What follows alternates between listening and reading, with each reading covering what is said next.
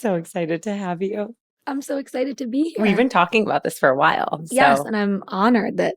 I mean, we need to pick your brain. Oh, you gosh. have so much knowledge. It's actually insane. You are like my speed dial for so many things. Like if the kids get sick, Sabrina is not a doctor. No. However, she is. Please take my advice with a grain of salt and do what's best for your family. Yes, of course. But you have a ton of knowledge, and I'm so happy that you forced us to be friends. I'm so happy I forced you to be friends. I'm also so happy to have a friend that gets into all of this with me, because that's part of the joy, is like being able to share this with your friends and, you know, go back and forth on it and have like wellness sisters, for lack of a better term. It's so true. I think like having your people where we connect on so many levels, but I want to bring it back because I love the story, how we met. Oh boy. Okay. Well, or how we didn't meet. It was really how we didn't meet. We should really hear this through your lens, because it's very different through mine. Great. Take it away. No, we have a mutual friend, Nicole. She had a wonderful blog. She still has it, but she's, grown it since Bonberry. And she did a feature on you.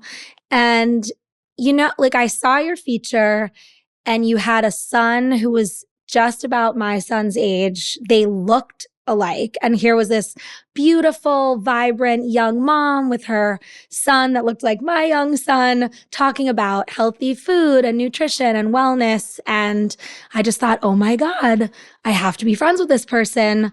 I had such a girl crush on you. And I was like, we're meant to be friends. There's too many weird similarities. You were talking about all the things you feed him and what you do at parties. And then it was just about the time when I would think I was starting to think about Spring in New York, like years before I actually did it, but just starting to think about it. Right. And a mutual friend a few weeks later, who I brought this up to, said, you've got to meet this girl, Melissa Wood-Tepperberg. And I said, that's so crazy. I just saw an article. Who is this person? Yes, I want to meet her. So he put us in touch over text. And I'm thinking, this is going to be it. This is going to be our moment. And you wanted nothing to do with me. I invited you to lunch. I picked ABCV. I thought, how could she say no? It's vegan. She's vegan. And you said, I don't do lunch. And I'm too busy. I don't do lunch. I've got a really packed schedule for the next 6 months, you said. I swear it wasn't that harsh. I have the text to prove it. And so that was that. You made that very clear. And I kept trying to date you. I'd every few months, I'd be like, hey, it's Sabrina, just checking in. The kids are getting older. It'd be nice to get them together. I was a first-time mom. I didn't have many mom friends, or Lukey didn't have many, friends yet. And you wanted nothing to do with it until I kept thinking, what really got me was you would sit on your Instagram. And I think this is the part of the story that always cracks you up, but you would be on your Instagram, which I followed. And you'd always go on, you'd say, when you just see someone and you really want to just manifest a friendship and it just happens. And I'd say, hello, I'm here manifesting our friendship. Not happening. So then we were at the same mutual friend's baby shower. We were pregnant with our second children. So that's how long you ignored me for. We are now pregnant with our second children. And what do you know? We have the same due date. The same due date, you guys. Same due date. That's not that was a sign. For someone who believes in signs, that should have been a sign. It's true. But again, I got really excited and you were like, that's nice. This is not true. And then eventually, I don't know what flipped the switch. I think I just badgered you into submission or friendship. I actually don't even know what it was. I think I truly just wouldn't leave you alone, to the point where I kept checking on you after the baby. I checked on you after you had Eleanor. I think I might have even sent you something for her. I dropped off a gift. And eventually, because we had a few run-ins, I think the kids had played in the park. And then that was I don't know, the rest is history. I do really have to say this because it sounds so harsh. And I was saying this the other night at your birthday to your girlfriends who I love. I love all of your friends and I'm obsessed with you. And you are truly one I of love the you. best additions to my life. I am not easy to become friends with. And this is something I am very aware of. And I still don't fully like have my finger on it, but I believe it's from growing up and not really trusting. And I think having that like embedded in my soul, yes, I've grown and I've changed, but even like my first girlfriends that I made in New York forced friendship upon me. And it like literally took this strong persistence for me to be like, okay, fine, I'll come with you, on a bike ride in Brooklyn. And then I go and I like love it and I connect. And now I see it. Like I'm able to be like, Melissa, just give it a try. Like let people in. Go to I'm lunch. no, but I am. I'm very like You also I'm have very sisters. open. You I grew have up with four sisters. You have 4 sisters. And you also have the same best friends that you've had forever. True. Which I think you just like, I think when you have sisters, I was an only child and all I ever wanted was siblings, but mostly I wanted sisters. So I always joke that I had to adopt mine or make mine because there was no other option for me. Like my parents were one and done. Right. You had sisters, so you had built in friends, whether those relationships are complicated or not. I like really made it my business to go out and make sisters because it's all I ever wanted was this close knit group of girlfriends. And it took like I was a late bloomer and I didn't have best friends in high school, probably because I was drinking almond milk and carrot juice and it was not hot back then.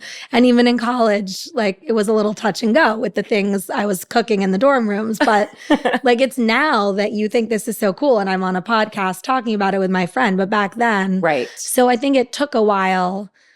I really was. I was a late bloomer when it came to meaningful, lasting, really wonderful friendships. I mean, you have an incredible group of women in your corner. I mean, I've come to your dinner parties and it's just like, I'm like, how do you have this many friends? Them, so. I mean, I have a lot of friends, but you have so many. A lot of friends.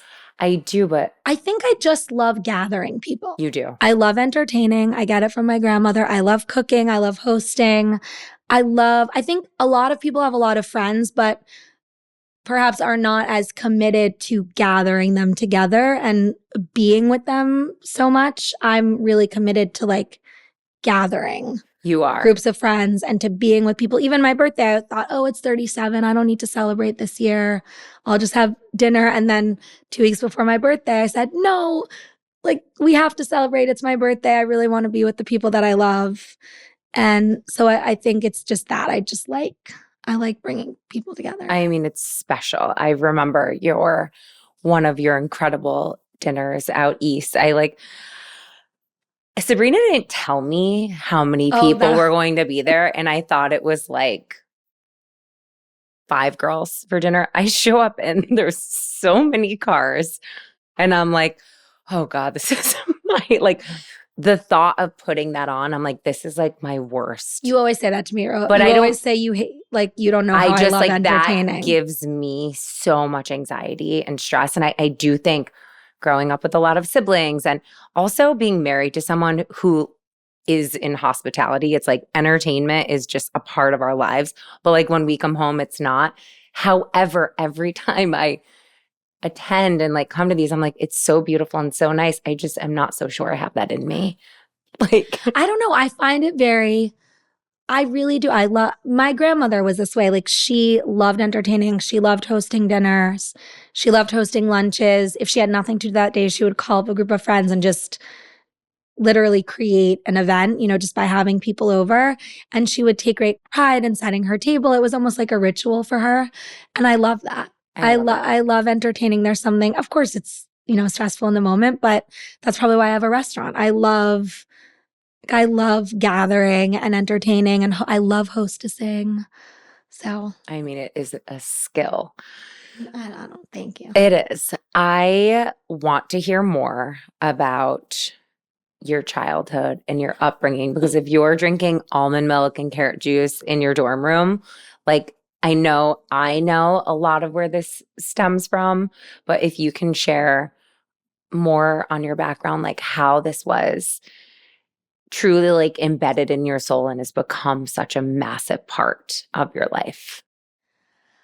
I mean, my mom and my parents, I wish I could say that I sort of had a choice and, came to this on my own, which sure, that's part of the story because I could have gone the complete other way, but I really didn't have a choice in that it wasn't like I was introduced to two paths and this one stuck. It's just how I was raised. My mom in her 20s had terrible allergies, environmental and other allergies, and she took years of allergy shots. Nothing worked for her.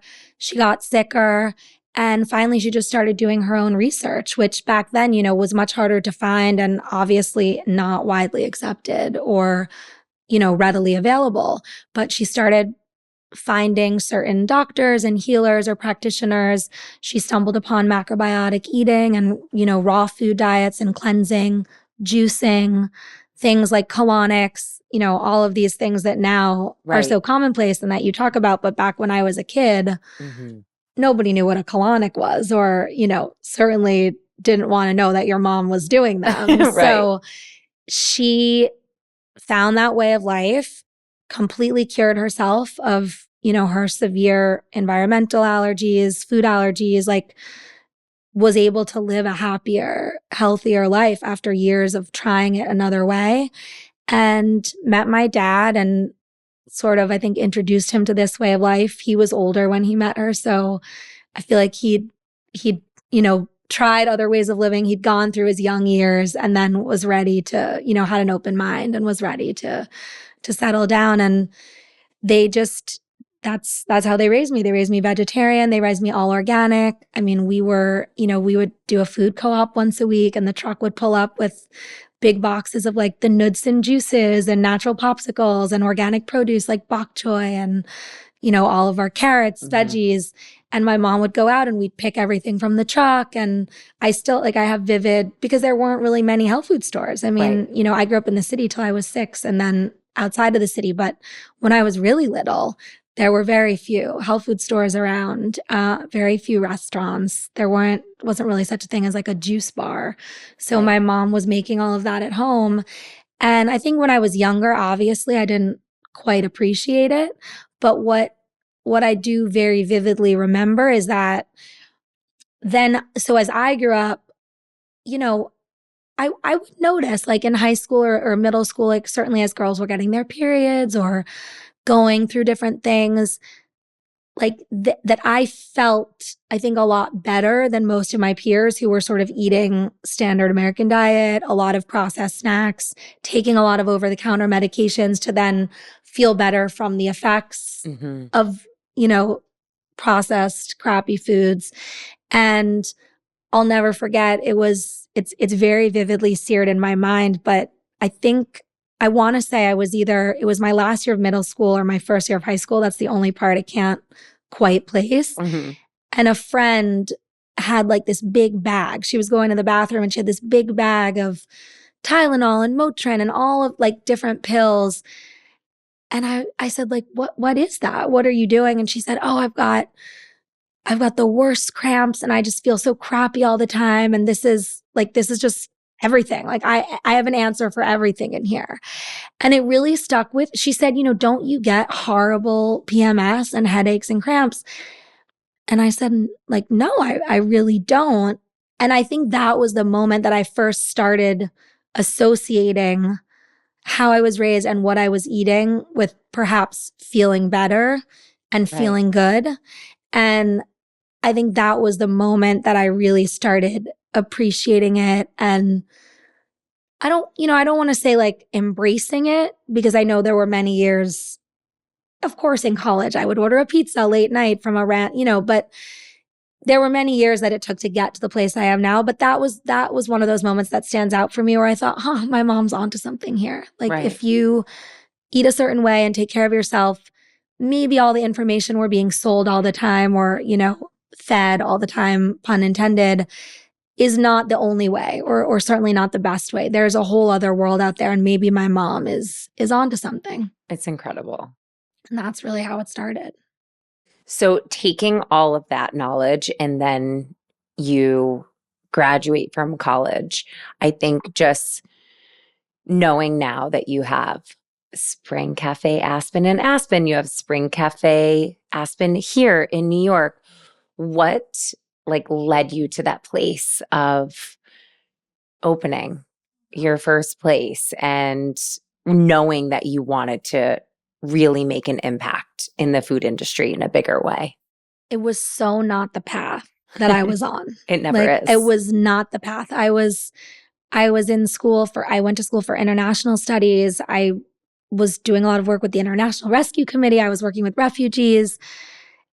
I thought my life would go that way. I went to the new school, got my master's in international affairs, but I had this deal with my parents that if I did well in school, I could go like live out this fantasy I had of moving to Aspen and being a snowboard instructor for a year, because I always loved it in the mountains. And I wanted sort of what I was saying about high school and college. I think I was just a late bloomer. Like I was very studious in school. I didn't like let loose and have that time. And my idea of letting loose was very different than I didn't want to let loose and like get really drunk. I just wanted to just like let loose and have an adventure.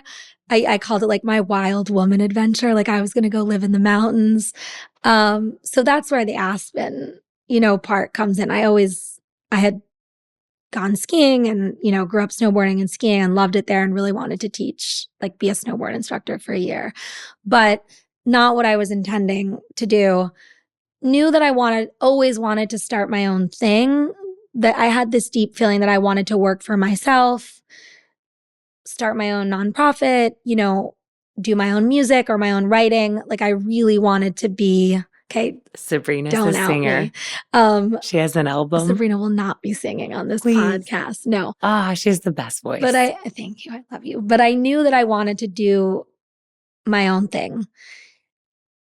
My mom had a small organic, it was called Pamela's Naturally Delicious Bake Shop for many years on the NYU campus. She did? Right next door to where Spring is. So it's very kismet or Wow. beshert, whatever you want to say. But I just, like, I always had this feeling of what natural and healthy foods gave me, this sort of bright energy. And I could feel it anytime I did walk into a healthy restaurant or walk into a juice bar. I was very inspired by places in LA, like the early days of Cafe Gratitude or Earth Cafe, where there's just a very warm energy, people coming in, a big bright juice bar. And I was living in Aspen and there was nothing like that. And I think what frustrated me for many years of my life was once you do eat that way and you are sort of in that path, again, it wasn't like it is today. You didn't walk into a coffee shop or a store and say, I'll have a latte with almond milk. Right. Like soy milk maybe at best, but even that took a long time. And so one day I came down off the mountains in Aspen when I was teaching. The one vegetarian restaurant that had been there for many years closed. And there was just nowhere. I thought, like, everyone's so active in this town and there's just nowhere to eat, nowhere to fuel them, nowhere to feel really good. And there was a space that my now husband, at the time we were just friends, we were dating by then, had developed. You met that year, right? We met the year before. We had met 2 years ago. And then we had moved back for a second season before grad school. And he had this space that was just so perfect for a big, beautiful concept, like a Spring Cafe. And I said to him, approach all these places from LA, approach concepts like Cafe Gratitude, like Earth Cafe, see if someone will come in here to tell your brokers. The town needs it. And everyone said, no, Aspen is seasonal and people there want elk chili and hamburgers. No one's going to eat this kind of food. And I thought, really? Like, I really think people will eat this kind of food. And I'm very stubborn. And once I get an idea in my head, I really, I cannot let it go. It's my Achilles heel. I'm sure my dad would say it's a blessing and a curse.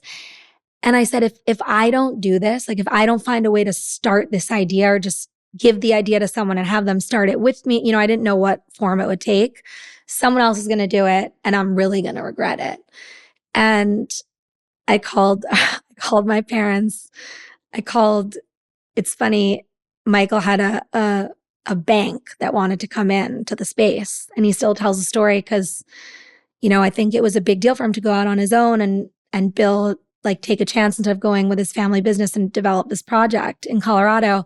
And he had a bank that wanted to come in. And I'll never forget the day that he called his dad and said, I said no to the bank. My girlfriend's going to open a restaurant in the space. And everyone was like, huh? What?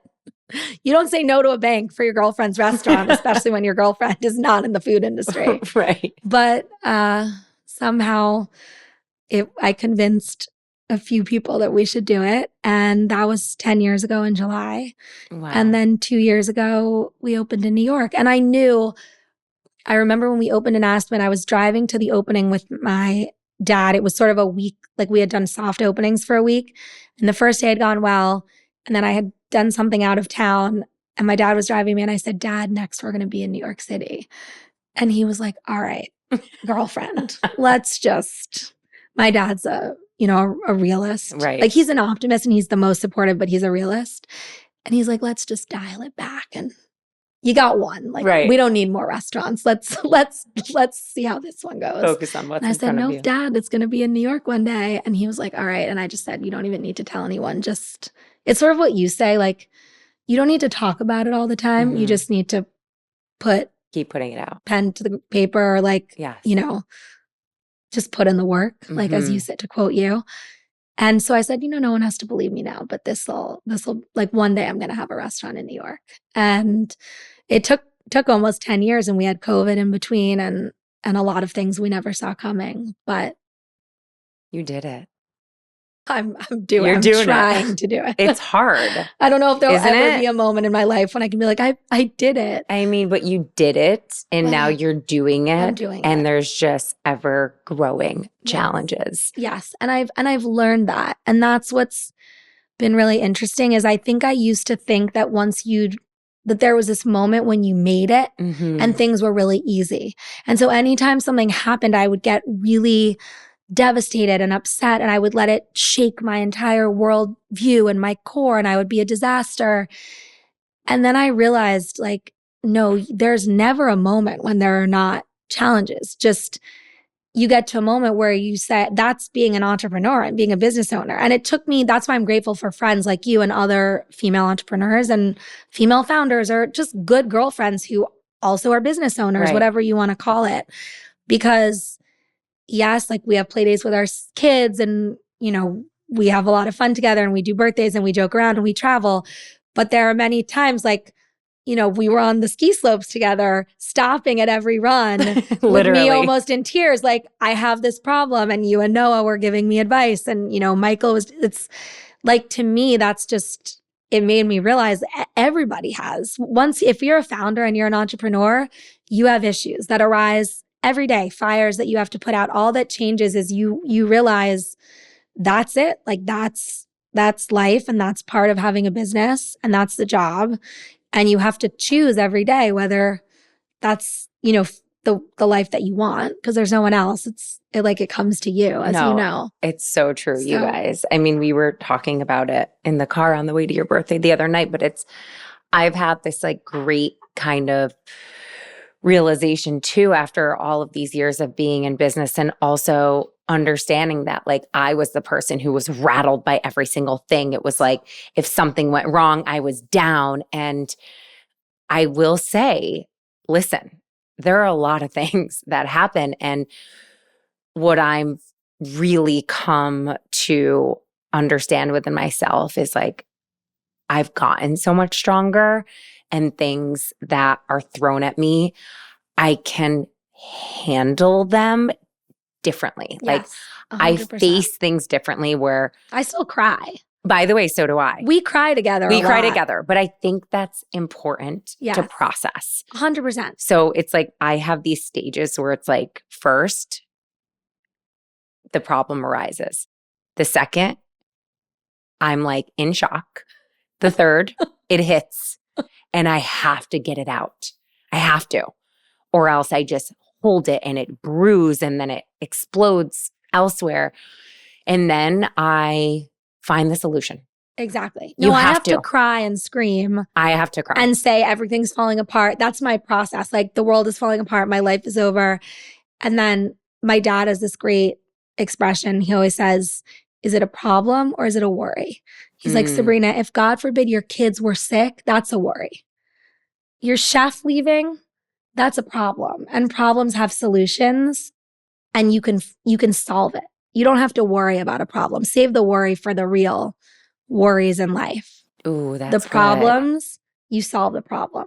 I love So now whenever something happens, like they call me from the cafe, or there's something crisis, or there's some turmoil in my life, I say, is this a problem or is this a worry? And if That's it's a great. problem, I give myself a few days, have my meltdown, call you, call other friends, and then I'm like, all right, team, let's solve this, Yeah. because we got to solve it. We're in deep now. We got to solve it. You have to be solution oriented if you're an entrepreneur. You just have to be, or else you're going to take your team down. It really hold the energy. So I Yes. think it's super important. Agree. It's taken me a little while to like get to this place of really understanding that it really does funnel from the top down. But to just recap one more thing on Spring Cafe, because I'm your biggest fan. You're literally you're my biggest fan. You're my PR, my advertising. I'm so in love with everything that you do. And thank God you liked it. I sometimes think about that. Like when you first went in Aspen years ago, like what if you had hated the food? We may not be here. We would have had a really big problem. I'm obsessed with it. So thanks. I'm glad you love it. I love it. And I love that it's like in my neighborhood. And we love you. I mean, I'm definitely your number one customer. You definitely are. 100%. And my team is like very primed for when you come. Like, if please. there's a Melissa, they're like, we have an order from Melissa. We need to do this. Not from me. They just they're like, we got it. It's Melissa. They're always amazing. But what I really want to dive into, which I know our listeners are going to want so much from you, because I feel like every time we're together, I always leave with a new ounce of there's something new that you've taught me, or there's a homeopathy that I've purchased. You're just a very willing participant. Well, which is no, really because nice. You've shared things that have really impacted my life, my children's lives. So I want to take this lifestyle that you've created, but now it's like this is a part of your life. And before we even go there, you guys, I have to share this one story, because this is when Sabrina and I first met. I don't know what she's going to share. This is so good. And we were on a panel. It was a wellness panel. And they're asking us our non-negotiables. And I, have my non-negotiable. And then Sabrina will expand on her non-negotiable, but it's about food dye. And she's very verbal about this. And I support this 100%, but she will really take it to extreme measures to make sure her kids aren't exposed to things. And they're exposed. I just like them to have another option. Yeah, and it's amazing. And I love how passionate you are. But she shared on this panel. Do you want to share it, or do you want me to? I don't know exactly which part of it. Well, she shared on this panel that if she goes to a kid's birthday party, she'll call the parent ahead of time to see, and this is when I think you had 2 kids. Yeah. To see what they're serving, what sweets. And then she will show up with a Yeti cooler of a different option. This makes me sound I was like, no, it's a lot crazier than I am, but I do that. But in context. Elaborate. It was a lot easier. It was a lot easier when my kids were younger. But yes, especially I would say until my first hit the age of 5.5, 6, because truly before that, he didn't notice. I would just call the parent hosting the birthday, and I would say, I don't even have to call. Most people know me at that. They're like, I can just text and say, what are you serving?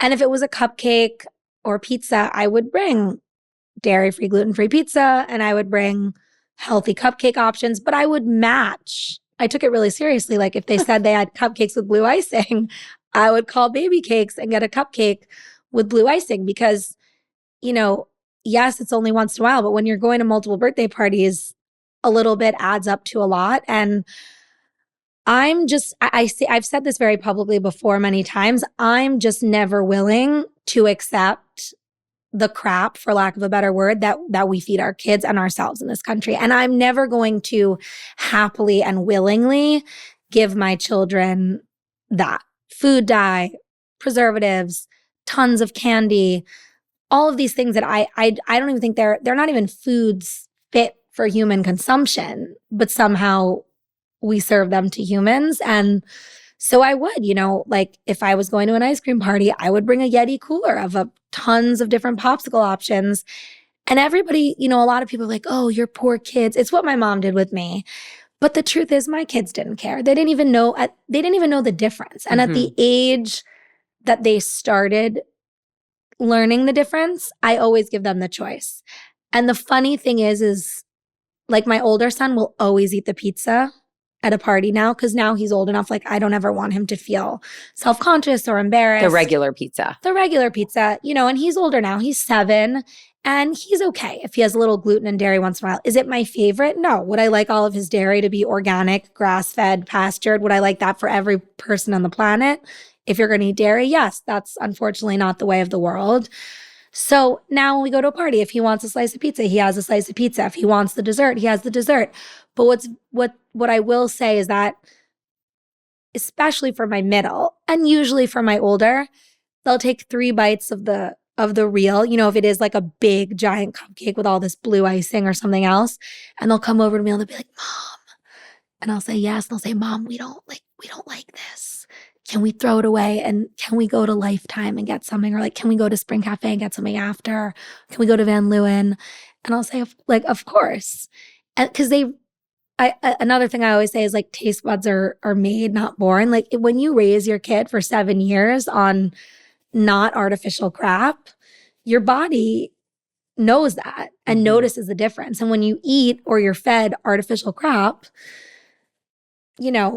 they can tell, like they don't feel good. It doesn't taste great to them. To this day, if you ask me if I want ice cream, I don't think of Haagen-Dazs. I think of like Coconut Bliss because that's just what my body recognizes as ice cream. That doesn't mean that I don't love a great gelato or I can't enjoy a delicious soft serve like you saw me do the other night. Right. But it's just not to me what I associate with ice cream. When someone says, do you want dessert? Or, people always ask me like, do you eat candy? And I don't really eat candy because I tried it growing up. I always tasted it or snuck it from a friend's house. But I think when you're not raised on it and your body doesn't interact, because we all know like there are many interactions our bodies and our minds have with things like food dye, things like white sugar, things like chemicals and flavorings and artificial flavorings.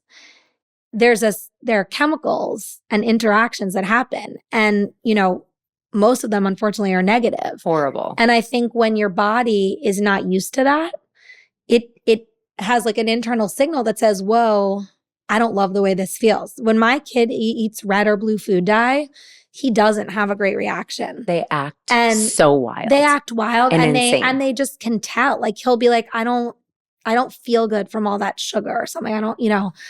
So yes, I do bring a Yeti. I am still that way with the baby. So for me, it's like from 1 until like 5, I'm really strict because I think those are really important years when their brains are developing and their taste buds are developing. And so when we go to a party now, even if the older one is getting what he wants, the middle one still honestly doesn't notice. So he'll like come to me and say, he wants something else. And the baby gets full on cooler of rice milk ice cream. Like the baby is not, I'm not giving the baby I'm with you on that. a Mr. Softy cone. And I try to choose like the best of a bad situation, and I have no issue saying to my son, no, you can't have that giant red, like whatever, I don't even know what it is, but you can have this option, like just the plain, you can have soft serve from the ice cream truck with like the chocolate sprinkles. Right. And when he says why, I've explained it. I say there's just some foods that don't make us feel great inside and that do things to our bodies that we maybe can't see, but it's still doing something yucky to our bodies. And I don't see an issue with that, with like bringing kids into that narrative early. No, I'm so with you. I mean, I remember being like, whoa, this is next level. I don't think that helped my campaign with our friendship, that panel. I don't think like, you were like, she's chill and cool and I should be her best friend. No. No, I literally was like, well, I don't do that, but like I respect but ironically, that you take it to that you're level. One of the only friends that I have that I don't have to bring anything to their birthdays. And maybe it's because of that panel and you like just do it because you think I'm psycho. But that's truly my favorite. Well, no, like my you know I'm favorite thing super about passionate you about this. is a lot of people talk about this and then you go to their birthday and you're like, really? Like Right. there should never be an excuse or an opportunity to just feed kids food that we know makes them sick. It's true. Especially kids. And that to me is the hardest part. A mutual friend of ours said this on another podcast a few days ago. What makes her the saddest, and I really agreed with her, was it's like the parents who know better are just like, we're going to do it anyway. And I always, like, I have this dream of one year on Halloween that we'll just go trick-or-treating and all the blocks and houses that we go to, instead of having like the Tootsie Rolls and the Blow Pops, we'll have the Yum Earth and the other candies, especially families that have, that have the means to and that have access to it and have the knowledge, because it just saddens me like that this is what people are offered. But I love you because I go to your birthdays and you never have that crap. Like you always have cupcakes that are naturally dyed, naturally sweetened. Your candy is Yum Earth that you stuff in the piñata. Mm-hmm. And to me, that's just such a better option. And so much, it makes me so happy when I can just bring my kids to a place. And that's why I really, that's the only reason I do, like, that's the only reason I go on Instagram. That's the only reason I keep going, is not the only, but the biggest reason is because I just really hope that like, that's the way the world is going. And, if the however many people that listen to this podcast say, you know what, next year on Halloween, we're going to switch out our candy. That to me is like a really big thing, because people like we have purchasing power. The food companies and big food and big pharma and big agriculture can only get away with this stuff because we're okay with it, because we keep buying it. It's true. If they make marshmallows and, candies with chemicals and food dye, if everybody just got together, people who were in a position to do so, and said, we're not okay with this, then they would be forced to change it. And that would trickle down to places like food deserts, where people don't have the luxury or the option or the means to choose, because that's like, there are literally like food wastelands in this country with only bad options. But we as moms, like, we have purchasing power. We have the ability to make big companies change just by whether we go for it or we don't go for it. So if everyone next year decided to go to the health food store, everyone listening, I should say, if they can, do what you can. Maybe it's a little bit, maybe it's less, could just buy a certain amount of healthy candy, like that makes a dent. And then food companies are forced to say, oh, well, if there's enough of an uproar, nobody's buying this, like, we're going to have to change this, So that to me is like, we've got a long way to go before we've come very far, but we still have a long way to go. And that's why I'm so crazy about it, or, bring my Yeti, or say that I bring my Yeti, because we really, we should not accept like, oh, we're just going to live in a world with food that gives kids cancer and makes kids sick and causes all kinds of behavioral disorders, which then causes people to go on drugs for those behavioral disorders, which then causes another issue. Like, that is not the system that we have to resign to. I'm so with you, sister. So, like, I know you are, and that's why I love you. I do. And I mean, look, I will tell you, because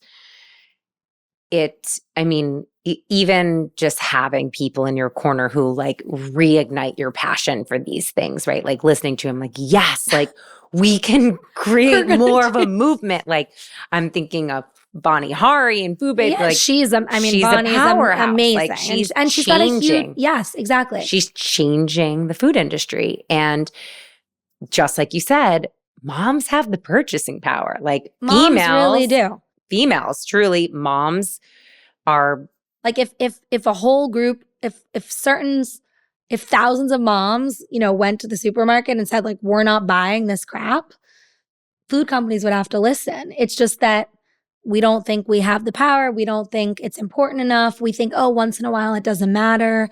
It matters. Like, we have all kinds of epidemics and crises in this country. And a lot of it is very interrelated with the food that we eat and the what we feed our kids and what we nourish ourselves with and what we don't nourish ourselves with. There's a lot of talk in my son's school about, oh, certain boys in the class are really wild and, they can't keep their attention or they're disruptive by the time it gets to after lunch. And I said to one of the directors of the school the other day, I said, I came to pick up my middle son from school and the birthday snack was a brownie with 44 grams of sugar from a plastic package. 44 grams of sugar for a 3-year-old in the middle of a school day. My older son, he gets a granola bar and some potato chips. If you're not looking at the link between what you're giving them for snack and then what's happening an hour or two later when their blood sugar crashes, we got to have a bigger conversation. So to me, it's I will never stop I don't think you should. living that way and putting that out there and sharing what I can and showing people what I can. Because the more I get, That's the why more you're we here, can get honey. on board. Listen, how cool is that? It's amazing. And we have the power to shift this movement. I want to say this because I do think it's really important. Much like yourself, I would swap out all of the candy, but then at a certain place, at a certain age, they know. It gets very hard. Because why does everyone have the ring pop after school? And, it pains me to give him a red or blue ring pop because of the food dye and his behavior after is just, it's such an astronomical difference than if I were to give him a Yum Earth lollipop.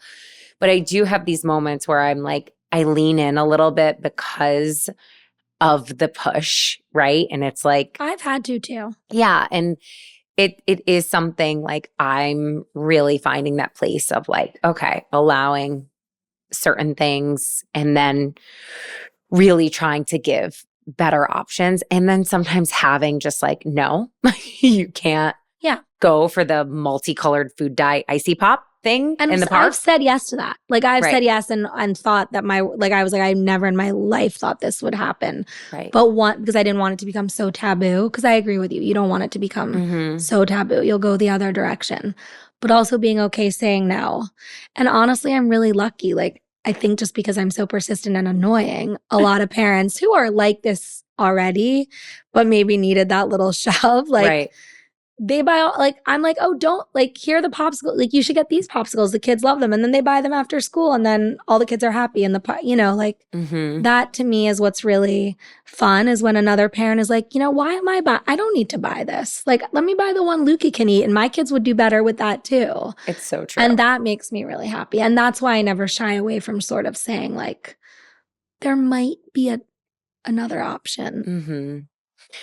We did a live recently over the weekend, a few weekends ago, and an impromptu live, and you shared incredible advice on how to really detox your kitchen. I feel for people listening, can you share? I think you can touch on those 5 things that we went through, but also I think it feels overwhelming for people who don't necessarily live these lifestyles right now, but they want to better their health. They want to feel better. And that's what this is all about. Can you share some things that you think can really make a difference in someone's life with just some small steps to take? And I love the way that we shared that on the live because they're very tangible. Totally. And they feel doable. So you might have to help me remember all the things we shared on live. Okay. But I know the big one was how I wash my produce. And, obviously we now live in a world where if you're at all interested in this kind of lifestyle, you understand the relationship between your immune system, your gut health, your mind, your brain gut axis. And having all these unnecessary pesticides, amoebas, bugs in your gut, you get enough of that during the day. And unfortunately, we don't live with super healthy soil. So taking all of that off your produce is just better in the long run for you. So I shared about how to wash your produce. And it was funny because a lot of people like commented or wrote in and they were like, this is so neurotic. This is crazy. What, like who would wash their produce like this? And then yesterday I was actually soaking my produce and like, they're like, there's no bugs on like, where are you buying and I didn't even go to the farmer's market yesterday. I just went to the health food store and bought Right. packaged organic like produce. And so I was soaking it in the sink in the kitchen and I do 3 drops or 4 drops of grapefruit seed extract. You could also do food grade hydrogen peroxide. And in the sink were so many like bugs No. and dirt. And so I took a story and I was like, everyone asking why I soak my produce this way. Here is your actual living proof, living like Yeah. all these little tentacles and creepy crawlers of why I soak my produce. And then everyone was writing in, all right, you've made a believer of me. We just ordered it. Like, can you link the live with Melissa or like reshare how you did this? And I'm like, that's all I had to do was show people the bugs and then that's what you can see. What you can't see are like the pesticides and that leaches in. So no amount of soaking can really help you with that. But one is just to wash your produce to get rid of any kinds of like added viruses, amoebas, bugs that you don't need. And I do it with grapefruit seed extract.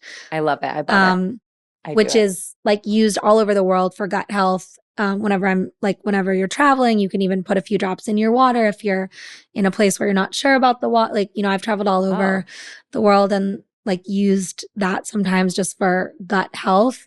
Or if you ever have like an amoeba or a parasite, like people use that sometimes, obviously talk to your doctors, but just that's why I use that on my produce or food grade hydrogen peroxide. And then I think another one we did was, again, talking about these like forever chemicals and endocrine disruptors, and people don't realize, not because they don't want to, just because there's so much bombarding them, telling them it's okay.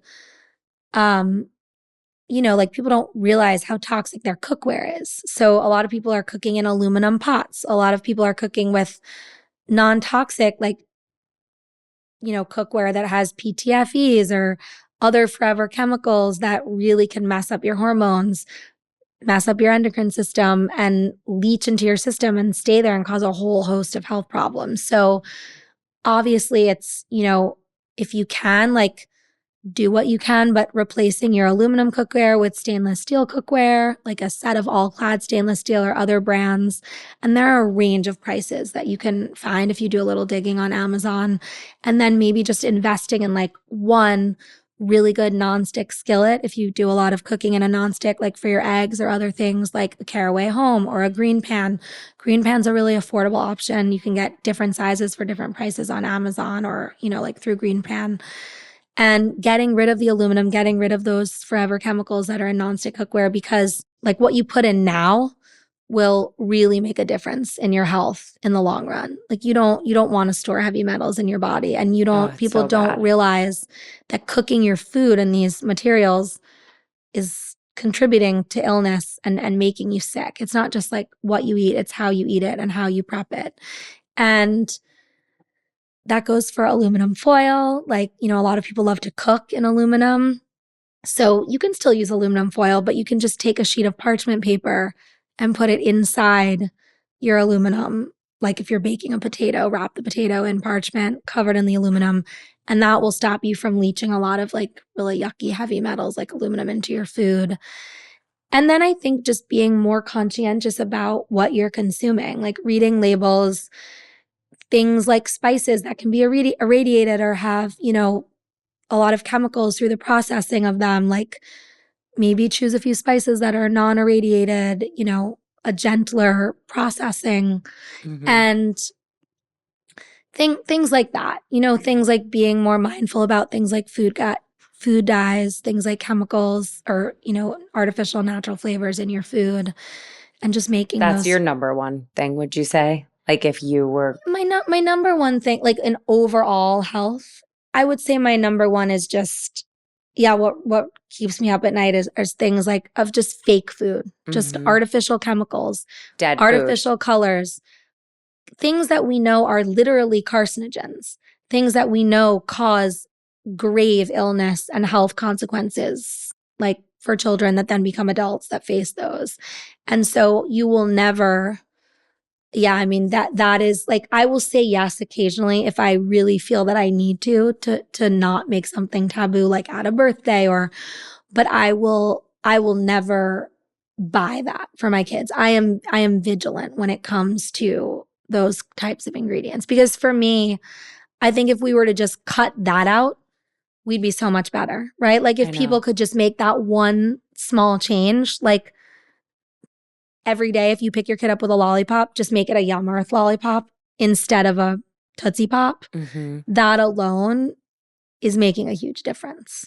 So that's probably my number one. That's like the one thing that I guess you could say the strictest about, or that like my one most non negotiable. What I feel like I need you to write a book at this point already to just like store this all in I a would love nice, to. well, we're waiting. I, We're all waiting. I would love, Give I'm me, working on it. give me just like your top supplements that you swear by.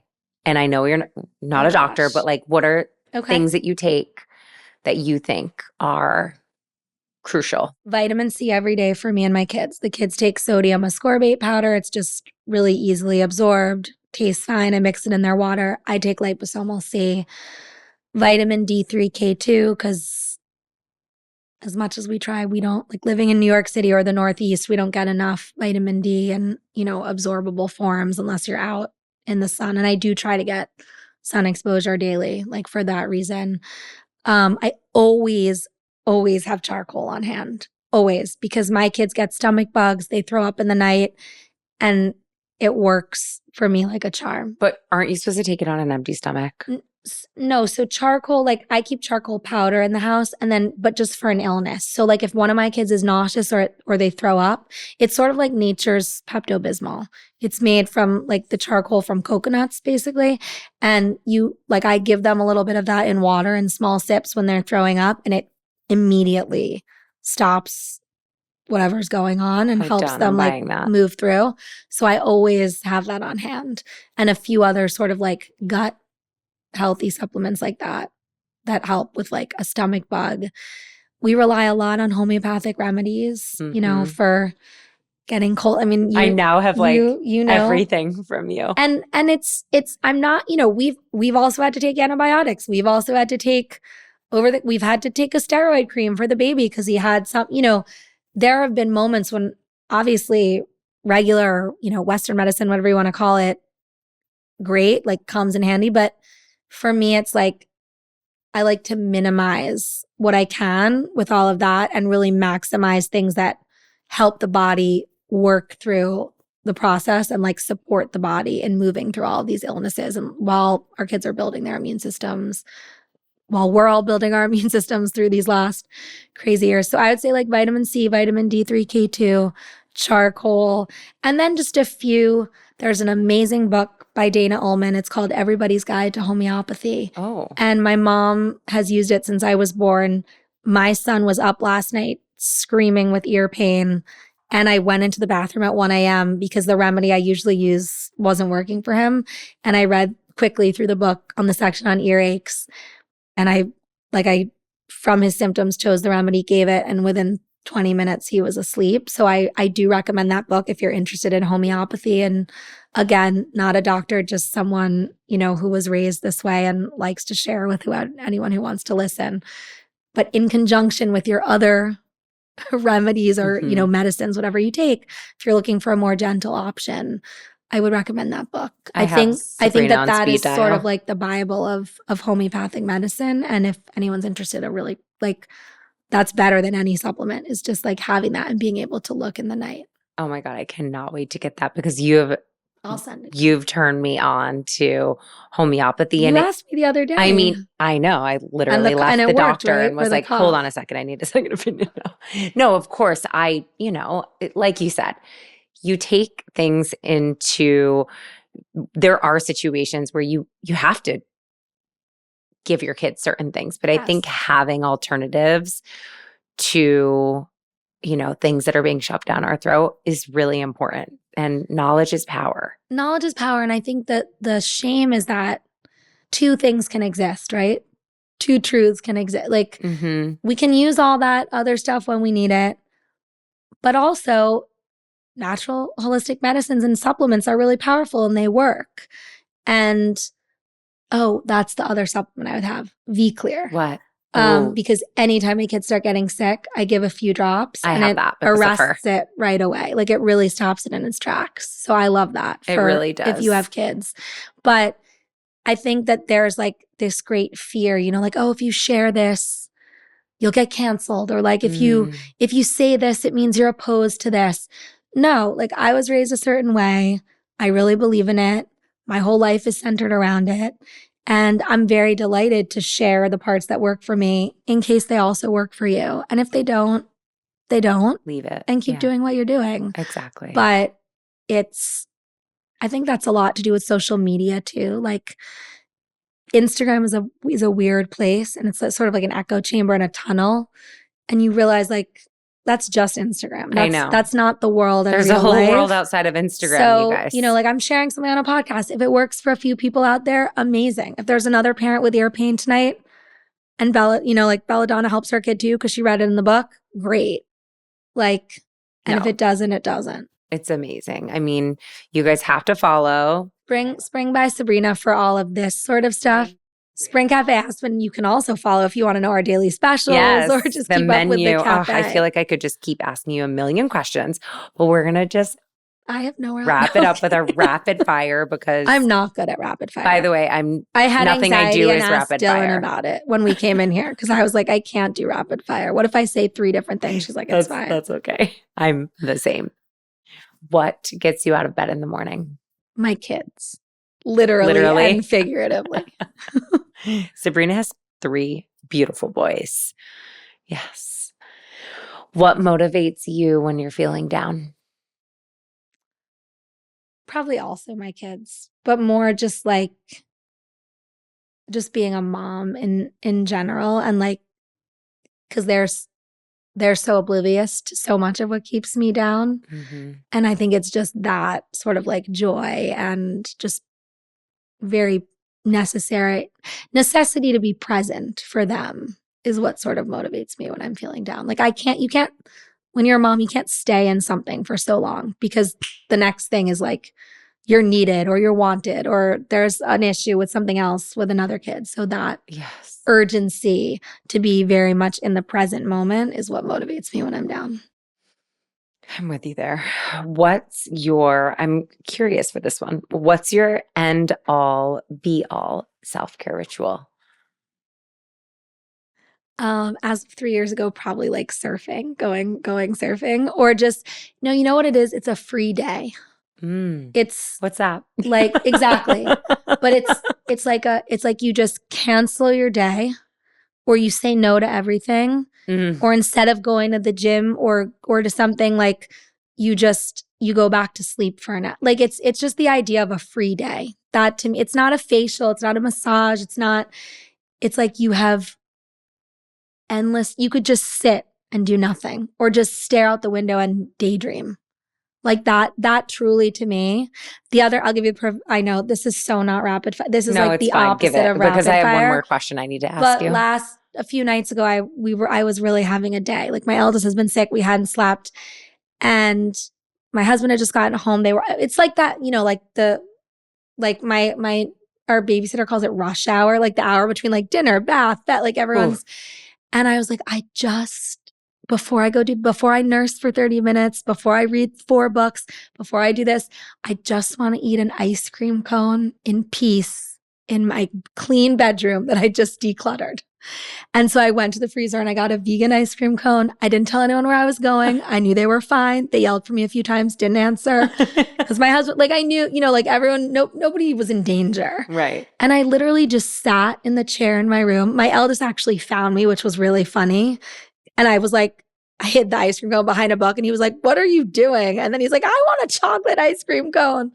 But for like a good 20 minutes, I just sat in my room in silence. Oh, that's so nice. Eating an ice cream cone, just staring out at the view from my window, daydreaming. And it was truly like, I was so happy that I had done that. I love doing stuff like that too. That to me is the ultimate. Maybe just because when you have kids, you don't get that very often. But that's like the ultimate to me is just like a free moment, free time. I'm so with you. What is your cult favorite beauty product? That's hard. Can we just also mention that you don't do Botox? Like you're very, no, I like Thank you this. for outing me. No, I love, is that okay? I have a think lot of wrinkles. No, are you kidding? You're stunning. I don't do Botox. No, but I love no that judgment, you. but it's just not. No, I know. It's I not, love that you. It's up there with food dye for me. Like I just can't. Right. Can you share why?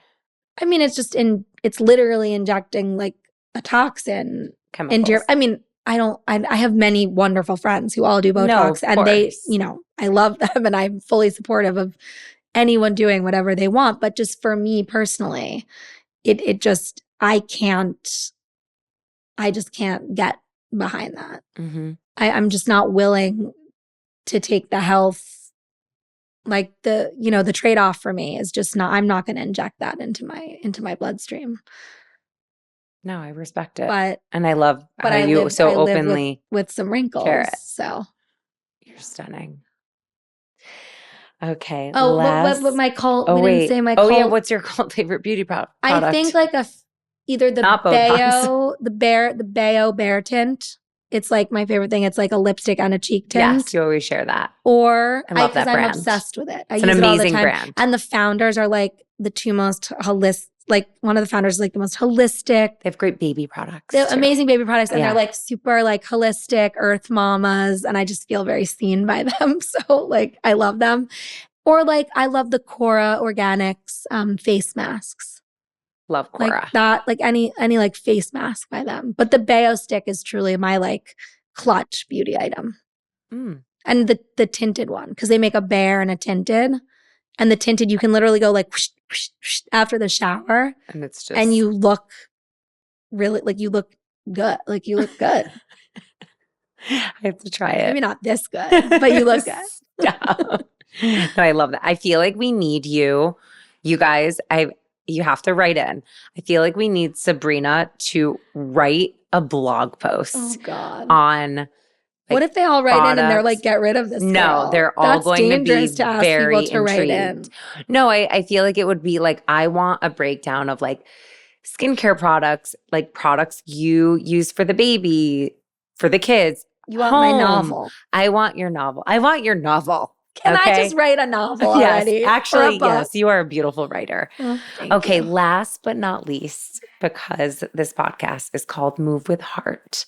What does it mean to you to move with your heart? You are a heart leader. Oh gosh, I love you. Oof, you saved like the hardest for last. I know it is, but it isn't. Just sit with it. I think, what does it mean to me to move with heart? I would say to keep your optimism, like to be, I've always been a true optimist. And I think there have been many moments of turmoil or many storms in my life that I did not see coming, like throughout over, the years of becoming a mom or becoming a business owner. And I think to just keep your hopeless optimism and your sort of joy for life even in the darkest moments is probably what that means to me. Like to just really say it's going to be okay. Like just keep on keeping on and just smile. Like it sounds so cheesy, but just smile and be joyful and be grateful. You are like that. That is how you live your life. Oh, thanks. I try. I mean, I'm sure my husband and kids would say otherwise on some of my darkest moments. But after I scream and yell and, you come back. Like drop a mango all over the floor, I try to return to that state of being. Well, you come back quickly. I try. I do.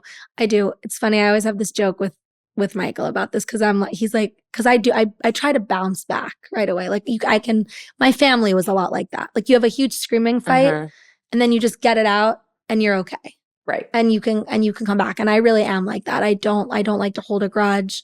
I don't like to take anything with me. I like to just go back to that state of being. Get it out, guys.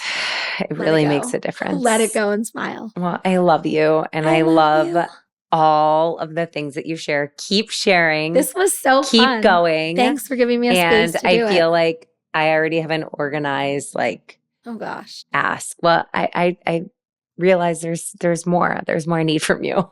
We should do like a cooking series or something, or There you like go. a Yes. kitchen series. You know. I do. Remember, ideas. I love you. I love you. Thank you.